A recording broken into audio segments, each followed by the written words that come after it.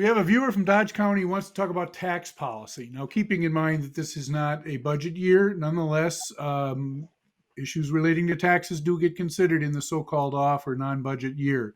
This viewer is concerned about possible changes to gas tax, clothing tax, and the taxation of Social Security benefits. All those things have had some discussion about them.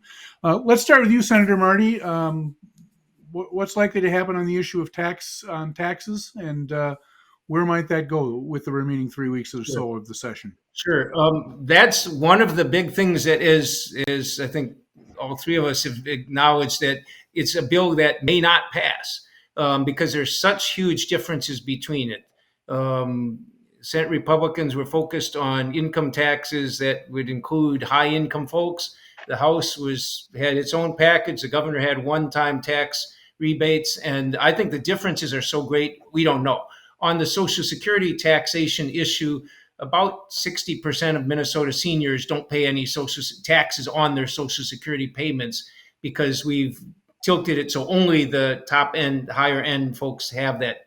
And the cost of eliminating that, the taxes that other people would pay, would go up by about $1 billion if we raised it, if we eliminated it on those folks, including the high income folks. So I've favored, instead of getting rid of it, my goal is to make sure that people who are lower income, whether they're seniors or younger people, that they pay lower taxes. And those who have the wealthiest folks, I actually think it's reasonable that they pay their share. And that's why Social Security, if we were to do it, we should do it the way our caucus proposed a year ago. And that was, we'll eliminate Social Security taxes, but we pay for it with an increase on some of the higher income folks who get the biggest tax cut from that.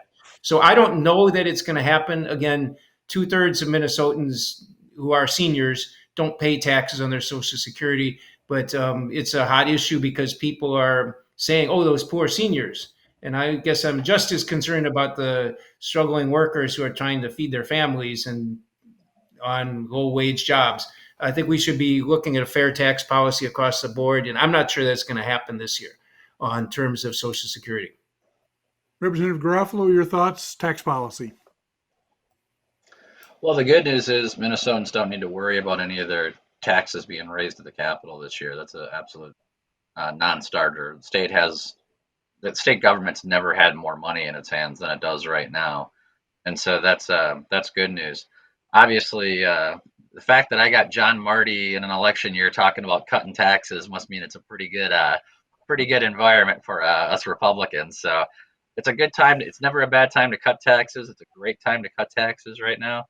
I think our government's too big. It spends too much money, and taxes are too high. And any tax cuts we can get that the Democrats are in favor of that involve spending less money to the government and letting people keep more of the money that they earn, that's a good thing. That's a good thing.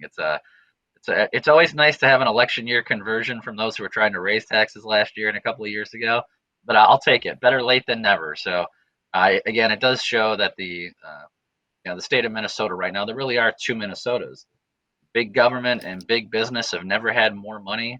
Walmart, Home Depot, Target have had record profits, but it's been the small businesses and individual families who've been suffering under the weight of the pandemic. So anything we can do to get that money out of the hands of big government and help out individuals in the form of lower taxes and lower rates, that's good by my book. Barry, before we continue, I'd like to respond to that for a second because I'm not saying we should. I thought you might want to respond, so go ahead and do that. I might not be saying exactly what Representative Garofalo thinks. No, I actually think that we should first live up to our obligations as a state. We've promised schools, we've mandated things on the schools, such as they must deal with special education. We've mandated that they must teach English learning to students who don't speak English as a primary language. We've mandated those things, but we've never funded those mandates. To me, that's the first thing we ought to do, is live up to our obligations. We obligate ourselves. We say in state law, we're going to pay for 2/3 of public higher education.